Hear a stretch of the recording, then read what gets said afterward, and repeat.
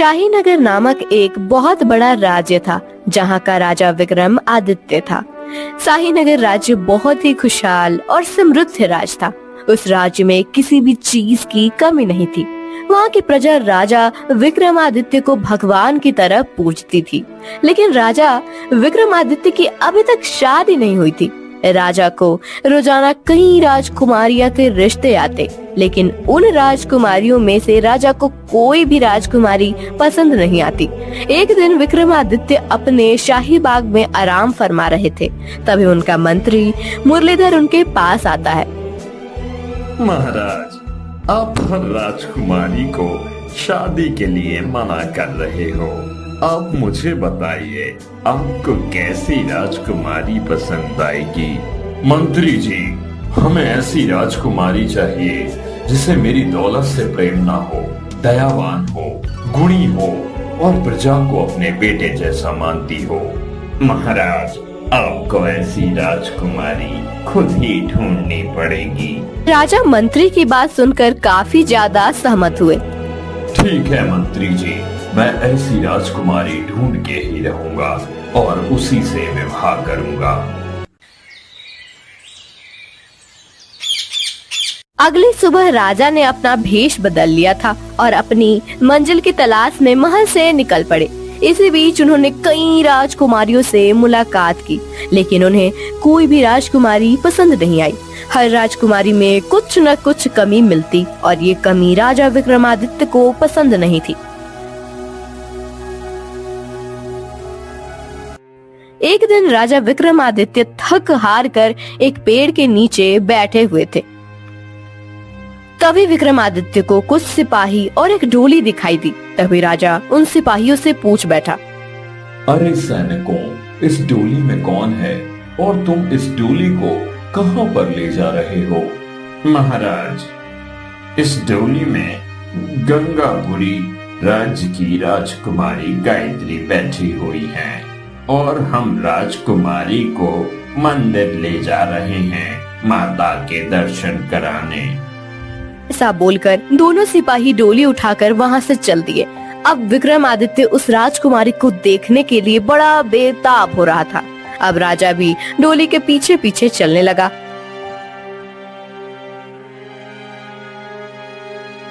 इधर जब मंदिर आया तो राजकुमारी उस डोली से उतरी।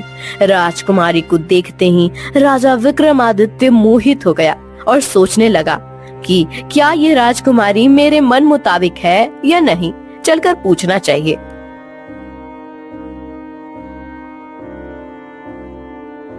मैं शाहीनगर का राजा विक्रमादित्य हूँ और मुझे आपको देखते ही प्रेम हो गया।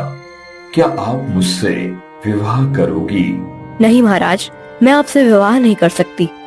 ऐसा बोलकर राजकुमारी वहां से चली जाती है। राजा को यह सुनकर बहुत अच्छा लगा कि राजकुमारी को मेरी दौलत और राजमहल से प्यार नहीं है। राजा ने फिर उस राजकुमारी का पीछा किया और उसके राज्य जा पहुंचा।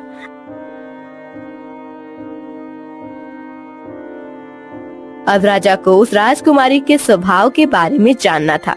राजा ने वहां के लोगों से राजकुमारी गायत्री के बारे में पूछा। अरे मुसाफिर, हमारी राजकुमारी देवी है देवी। वह सारी प्रजा को अपने बेटे जैसा रखती है और वह सुबह और शाम गरीबों में धन और अनाज बांटती है। यह सुनकर राजा विक्रमादित्य अति प्रसन्न हुआ। राजा ने उस राजकुमारी से विवाह करने की ठान ली, लेकिन राजकुमारी ने राजा से विवाह करने से मना कर दिया था। राजा सोच में डूब गया कि अब क्या किया जाए। विक्रमादित्य सीधा राजकुमारी के पिता के पास चला। राजन, मैं शाहीनगर राज्य का राजा विक्रमादित्य हूँ और मैं आपकी बेटी से विवाह करना चाहता हूँ, क्योंकि मुझे जैसी राजकुमारी चाहिए वो आपकी बेटी गायत्री में सारी खूबियां हैं। महाराज, अगर आप हमारी राजकुमारी को पसंद हो तो हमें विवाह से कोई ऐतराज नहीं है।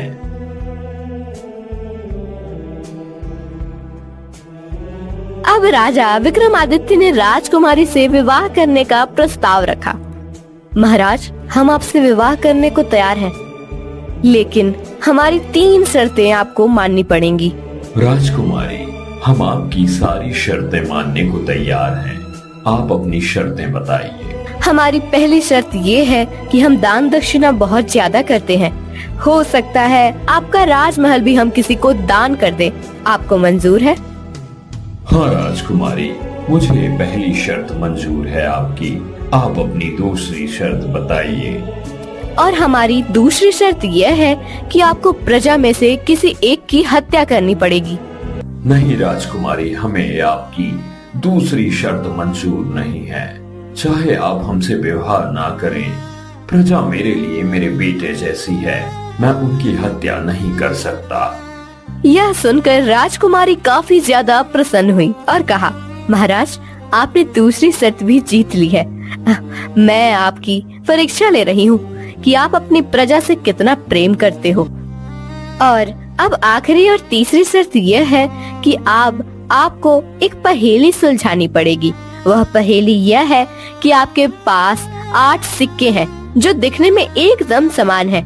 इन सिक्कों में से एक सिक्का नकली है और वो इन सिक्कों से थोड़ा भारी भी है।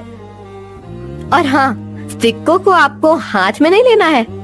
आपके पास सिर्फ एक तराजू है।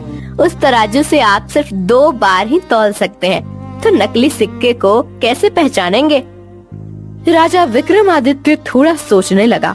थोड़ी देर सोच विचार करने के बाद राजा ने कहा, मैं 3-3 सिक्के निकालकर तराजू के दोनों ओर रखूंगा। अगर दोनों पलड़े बराबर हैं तो इन 6 सिक्कों को छोड़कर बचे 2 सिक्के, अब उन 2 सिक्कों को एक-एक पलड़े पर रख दूंगा। जो भारी निकलेगा वो नकली होगा। अगर एक तरफ पलड़ा भारी है तो भारी पलड़े के 3 सिक्के मैं से 2 सिक्के निकाल दूंगा और उन्हें तौल लूंगा। अगर बराबर हो तो बचा हुआ सिक्का नकली है। अगर एक भारी है तो वो सिक्का नकली है। महाराज, आपने इस पहेली का हल चुटकियों में निकाल लिया। आप मेरी तीनों शर्तों में जीत गए हो। मैं आपसे विवाह करने को तैयार हूँ। राजा विक्रमादित्य राजकुमारी से विवाह करके सीधा अपने राज्य आ गए थे।